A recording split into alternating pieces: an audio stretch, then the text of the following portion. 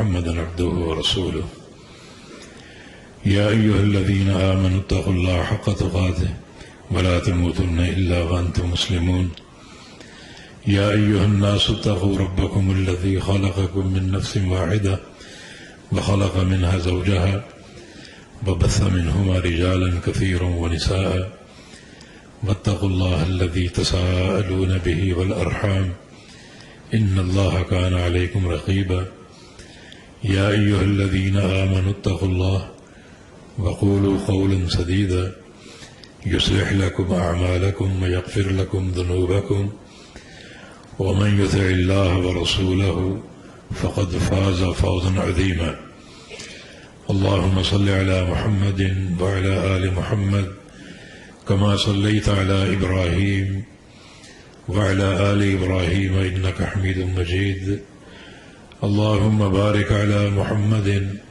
وعلى آل محمد كما باركت على إبراهيم وعلى آل إبراهيم إنك حميد مجيد سبحانك لا علم لنا إلا ما علمتنا إنك أنت العليم الحكيم رب اشرح لي صدري ويسر لي أمري واحلل عقدة من لساني يفقهوا قولي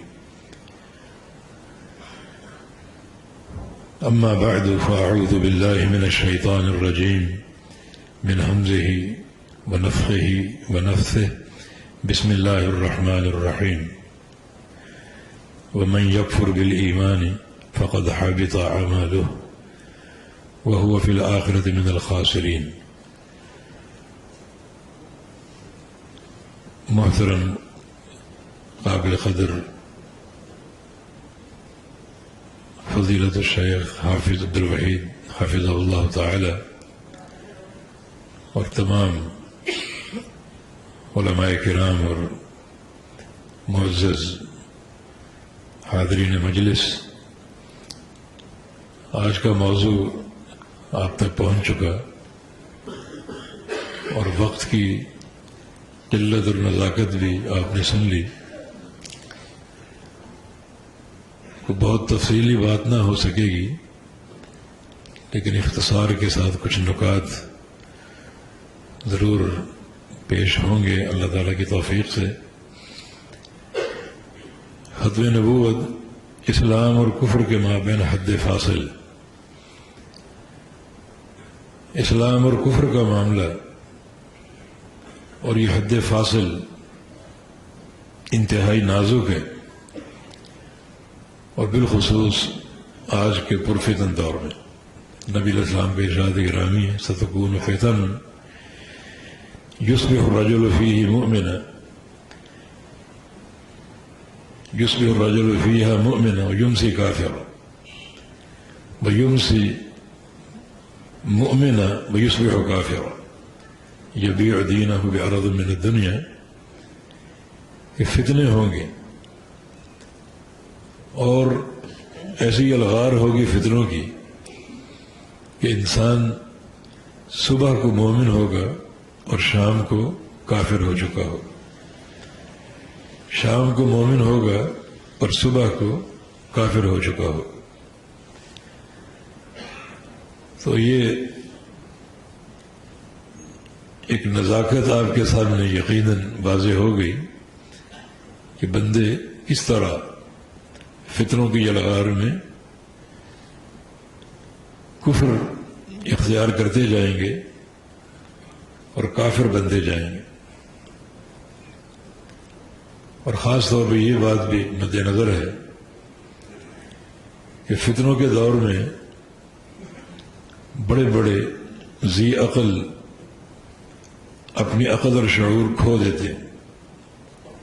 محدثین نے یہاں بھی باب قائم کیے ہیں، باب ذہاب العقل عند الفتن، کہ فتنوں کی الغار میں عقل کا گم ہو جانا، عقل کا ختم ہو جانا. حسن بصری رحمہ اللہ کا قول ہے کہ الفتنة اذا اقبلت عرفها كل عالم وَإِذَا أَدْبَرَتْ عَرَفَهَا كُلُّ جَاهِلٍ.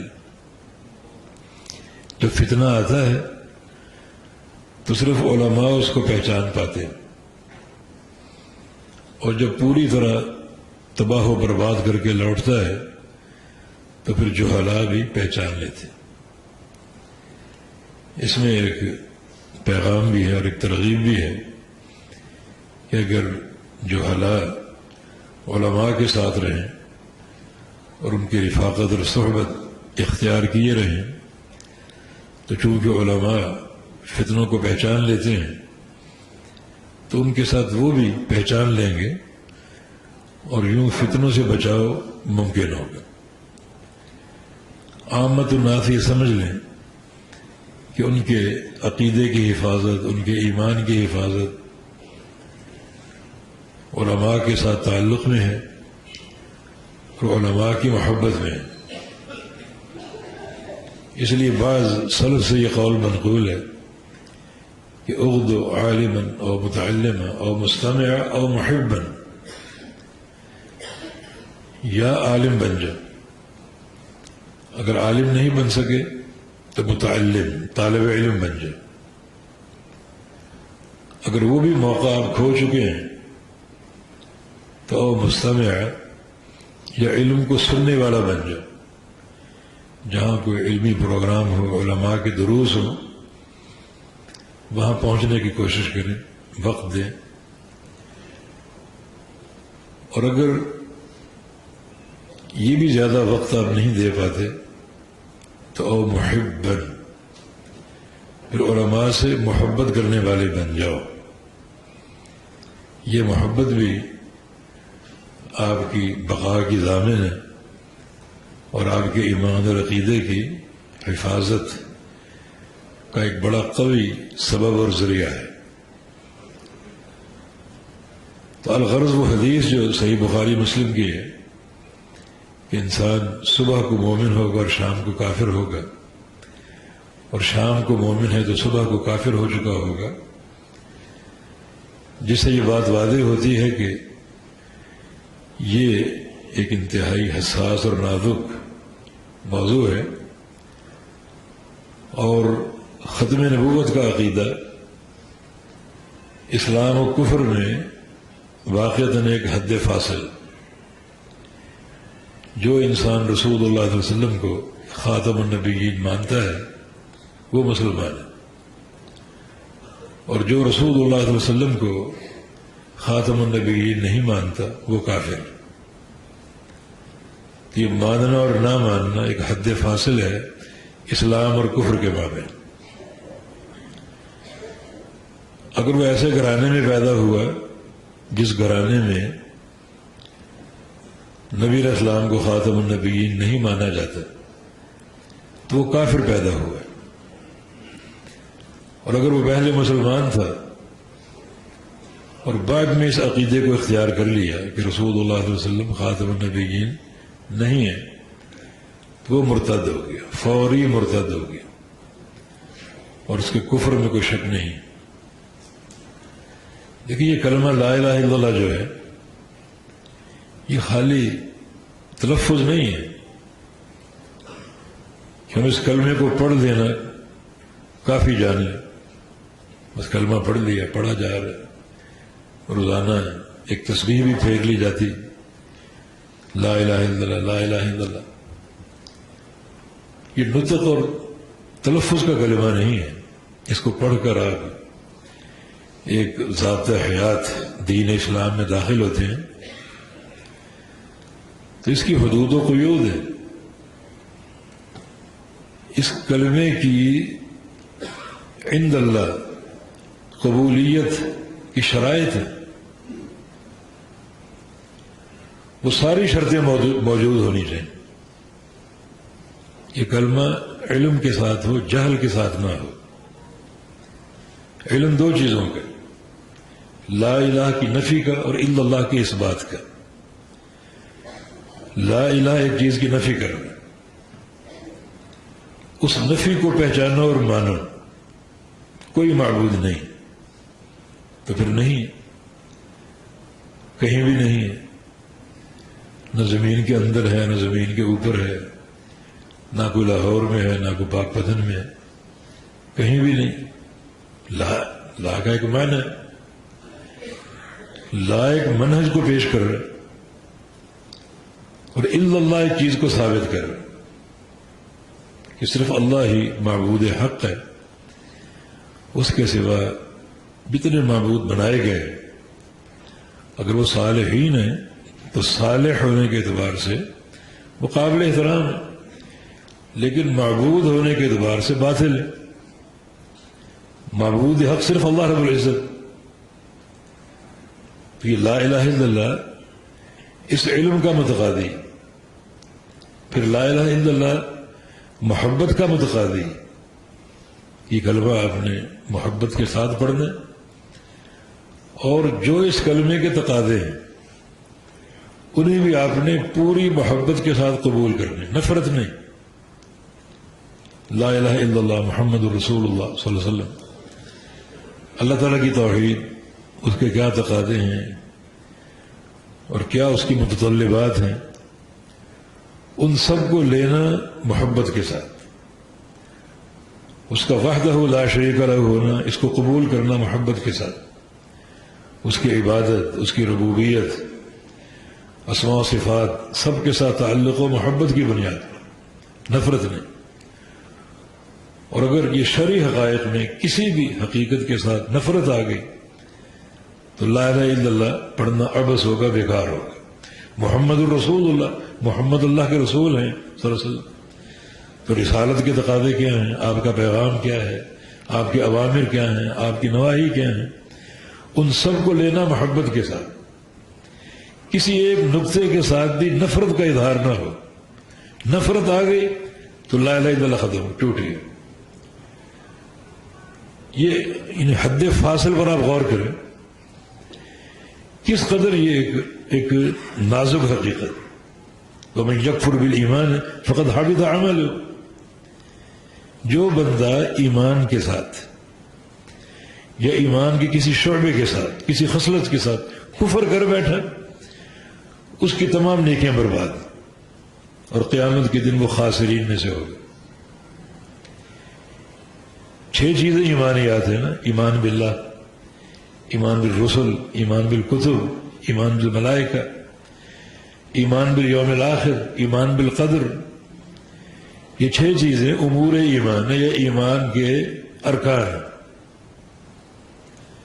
اور جتنے بھی ارکان ہیں ان کے تقاضے ہیں۔ رسولوں پر ایمان، آخری رسول محمد صلی اللہ علیہ وسلم پر ایمان، ان پر ایمان لانے کے تقاضے، اور اس میں ایک واضح حقیقت آپ کا خاتم النبیین ہونا۔ اس کے ساتھ اگر کفر کرو گے ایمان ختم ہو جائے گا، نیکیاں برباد ہو جائیں گی، اور آخرت کا خسارہ آپ کو حاصل ہوگا۔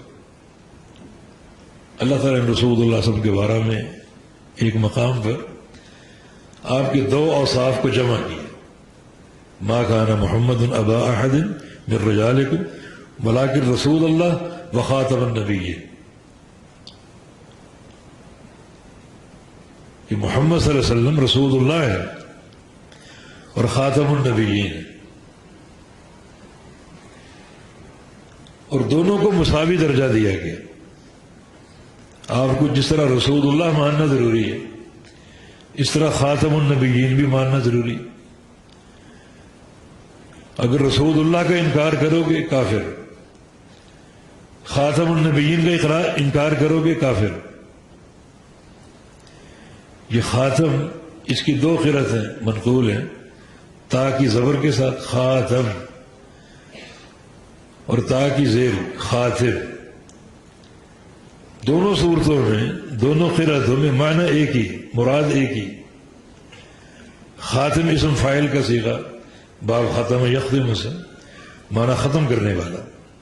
خاتم النبیین کا معنی آپ صلی اللہ علیہ وسلم، نبیوں کا سلسلہ، نبوت کا سلسلہ ختم کرنے والا۔ اور اگر خاتم ہو تا کی زبر کے ساتھ تو اس میں اعلیٰ ہے، یہ مہر، آپ صلی اللہ علیہ وسلم سلسلہ نبوت پر مہر ہے۔ آپ کی بعثت ہوئی اور اس سلسلے پر مہر لگ گئی، اور مہر کا معنی یہ سلسلہ ہمیشہ کے لیے بند ہو گئی، وہی منقطع ہو گئی۔ جب تک آپ زندہ ہیں، موجود ہیں، وہی جاری ہے، اور آپ کی وفات سے وحی منقطع ہو گئی اور آپ خاتم النبیین. جس طرح رسول اللہ آپ کو ماننا ضروری ہے اس طرح خاتم النبیین بھی ماننا ضروری. اور جس طرح رسول اللہ نہ ماننے والا کافر ہے اس طرح خاتم النبیین نہ ماننے والا بھی کافر. اور یہ بات یاد رکھو، قرآن کریم کی کسی ایک آیت، بلکہ کسی ایک لفظ، بلکہ کسی ایک زبر زیر کا منکر بھی کافر.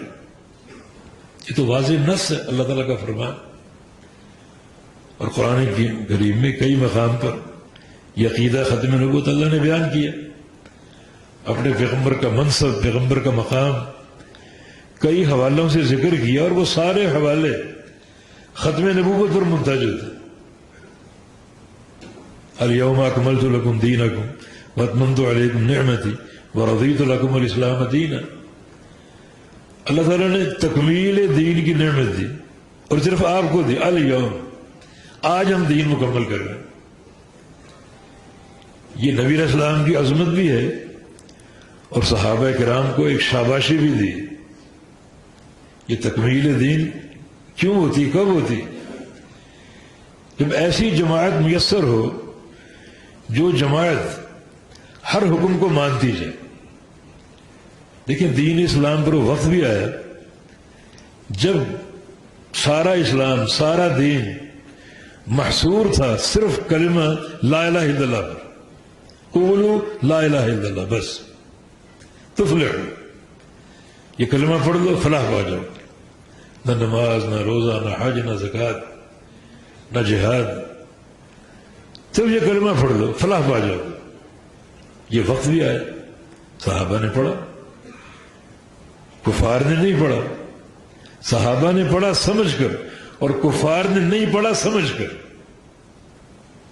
فہم دونوں مقام پر صحیح تھا کہ اس کلمے کا معنی اور کوئی معبود نہیں، سب معبود باطل، معبود حق صرف اللہ رب العزت. مشرکین بھی اس کو سمجھتے ہیں، اجاعل الآلہۃ الہا واحدا. اگر یہ کلمہ ہم مان لیں تو سارے معبود ختم ہو جائیں گے. پھر مانا یہ کہ ایک ہی معبود ہے. پھر لات و منات و عزا کہاں جائیں گی؟ نائلہ کہاں جائے گا؟ ہر گھر میں جو نصب موجود ہے وہ کہاں جائیں گے؟ بیت اللہ کے 360 جو الہ ہم نے کھڑے کی وہ کہاں جائیں گے؟ فہم ان کا بھی صحیح تھا. انہوں نے کلمے کا انکار کیا صحیح فہم کے بعد، اور صحابہ نے کلمے کا اقرار کیا صحیح فہم کے بعد. اور یہیں تک اسلام تھا، قولوا لا الہ الا اللہ تک. اور صحابہ نے خوب اس کو قبول کیا، خوب قبول کیا، حتیٰ کہ پھر تشریح کا راستہ کھلا. نماز آئی، صحابہ نے نماز پڑھی. زکوٰۃ آئی، صحابہ نے زکوٰۃ دی. روزے آئے، صحابہ نے روزے رکھے. جو بھی احکام آتے گئے عمل کرتے گئے. تحریم کا شعبہ بھی، شراب حرام ہوئی، صحابہ نے قبول کر لی، مٹکے توڑ دی، ہاتھوں میں جام ہے وہ پھینک دی. حتیٰ کہ شراب پی رہے تھے، جب حرمت نازل ہوئی تو وہ گھونٹ بھی اندر نہیں نکلا، اس کی بھی کھلی کر دی. ایسے ہی اتباع. اور یوں سلسلہ چلتا گیا چلتا گیا چلتا گیا. ہر حکم اپنایا گیا، قبول کیا گیا. اور یہ کلمے کی لازمی شرط ہے، اس میں قبول ہو، رد نہیں. کسی شے کو رد کرو گے کفر ہے.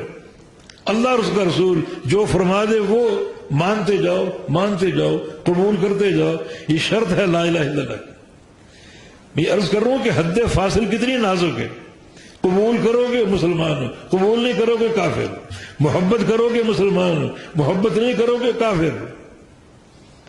علماء نے باقاعدہ نواقض اسلام بیان کی. نواقض اسلام، اگر شریعت کی کسی شعبے سے آپ مذاق اڑا رہے ہیں، کفر آگے.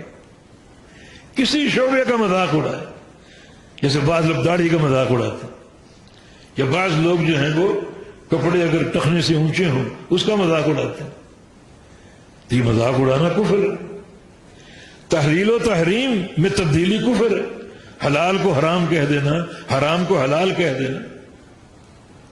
کہ پرسوں درسوں ہم نے نئی چیز سنی اور وہ گناہ ٹیکس ہے. بڑی حیرت کی بات. اگر اس کا مقصود یہ ہے کہ ٹیکس دے دو گناہ حلال، گناہ ٹیکس کر، یہی معنی سمجھ میں آ رہا ہے کہ ٹیکس ادا کر دو پھر یہ گناہ کرو. یہ تو تحلیل و تحریم میں دخل اندازی، یہ عملی کفر ہے. تو مسئلے کی نزاکت کو، حساسیت کو پہچاننا چاہیے کہ اسلام اور کفر میں کتنا باریک ایک فرق ہے.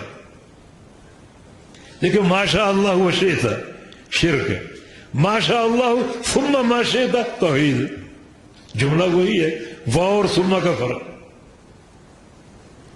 ماشاء اللہ و شئت جو اللہ چاہے اور آپ چاہیں شرک ہے، جو اللہ چاہے اور پھر جو آپ چاہیں یہ توحید ہے. کتنا باریک فرق ہے. تو مقصد بیان یہ کہ فتنوں کے اس دور میں ہمیں اسلام و کفر میں جو حد فاصل ہے اس کی حساسیت کو پہچاننا چاہیے. یہ ختم نبوت کے حوالے سے جو کہ بات چل رہی ہے، وہ قادیانی اتنے اہم نہیں ہے، یہ مرزا اس کو اہمیت نہیں ہے. یہ ایک بلیل انسان تھا، انتہائی بیہودہ، جس کا ذکر کر کے اپنا وقت ہم برباد کریں. لیکن ہم یہ ضرور چاہیں گے کہ اس حد فاصل کو پہچاننا چاہیے، اپنے ایمان کی سلامتی اور اپنے ایمان کی بقا کی فکر کرنی چاہیے. اور جو موضوع رکھا گیا عقیدہ ختم نبوت، واقعی کی حد فاصل، جو رسول اللہ علیہ وسلم کو اللہ کا آخری نبی مانتا ہے وہ مسلمان، جو نہیں مانتا وہ کافر. یہ عقیدہ فرق ہے. خاتم النبیین، اللہ کے پیارے پیغمبر کا وصف کہ آپ خاتم النبیین، آپ نے سلسلہ نبوت پر مہر لگا دی. آپ کی بعثت ایک مہر ہے، خود آپ کی پشت پر مہر نبوت جو کسی اور نبی کو عطا نہیں ہوئی. یہ بھی ختم نبوت کی نشاندہی کرتی، یہ بھی ایک دلیل ہے. اور بے شمار نصوص موجود. حافظ کثیر رحمہ اللہ نے احادیث میں تواتر کا دعویٰ کیا کہ ختم نبوت کے موضوع پر جو اللہ کے پیغمبر کی حدیثیں ہیں ان کو اگر جمع کریں تو وہ تواتر کے درجے کو پہنچے، متواتر احادیث. حالانکہ کسی ایک حدیث کا منکر بھی کافر. اسحاق بن راہوے بڑی چوٹی کے محدث، امام بخاری کے استاد، مانتے کہ من بلغ عن النبی ثم خبر، جس شخص کے پاس نبی علیہ السلام کی کوئی حدیث پہنچے اور اس حدیث کی صحت کو وہ پہچان لے،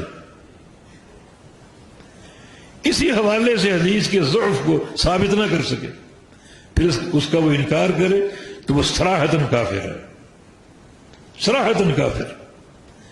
اور ختم نبوت کا عقیدہ تو اس کی نشاندہی قرآن نے کی، صراحت کے ساتھ بھی، اشاروں میں بھی، کہ آج ہم نے دین مکمل کر دی، اب یہ دین کامل ہے، قیامت تک کے لیے کامل ہے. اور کامل چیز میں کوئی اضافہ ممکن نہیں، کوئی نبی نہیں آ سکتا. محمد الرسول صلی اللہ علیہ وسلم آخری نبی، اور آپ کا دین کامل. وَأَتْمَمْتُ عَلَيْكُمْ نِعْمَتِي، دین کے حوالے سے جو نعمت ہو سکتی ہے وہ ہم نے پوری کر دی. نعمت تمام ہو چکی، اب کوئی نبی کیا لینے آئے گا، کس لیے آئے گا؟ نعمت تمام ہو چکی. نعمت کے تمام ہونے کا معنی یہ ہے کہ دین کے تعلق سے جو چیز نعمت ہو سکتی تھی وہ ہم نے تمام کر دی. اب کوئی نئی چیز آئے گی، وہ نعمت نہیں ہوگی، زحمت اور لعنت ہوگی. تو نیا نبی کیا لے کر آئے گا؟ لعنتیں لے کر آئے گا، زحمتیں لے کر آئے گا. نعمت تو تمام ہو چکی. خود پیارے پیغمبر صلی اللہ علیہ وسلم کا ارشاد گرامی کہ ما ترکت من شیء یقربکم الی الجنہ الا وقد حدثتکم بہ وما ترکت من شیء یباعدکم عن النار الا وقد حدثتکم بہ. کہ لوگوں، جو چیز تمہیں جنت میں پہنچا سکتی، جو چیز تمہیں جنت کے قریب لے جا سکتی، وہ سب میں نے بیان کر دی. جنت میں جانے کا، داخل ہونے کا سارا پروگرام میں نے پیش کر دیا، اور یہ بیان کر کے میں فارغ ہو چکا. جو چیز تمہیں جہنم سے دور کر سکتی وہ میں نے بیان کر دی. تو پھر نیا نبی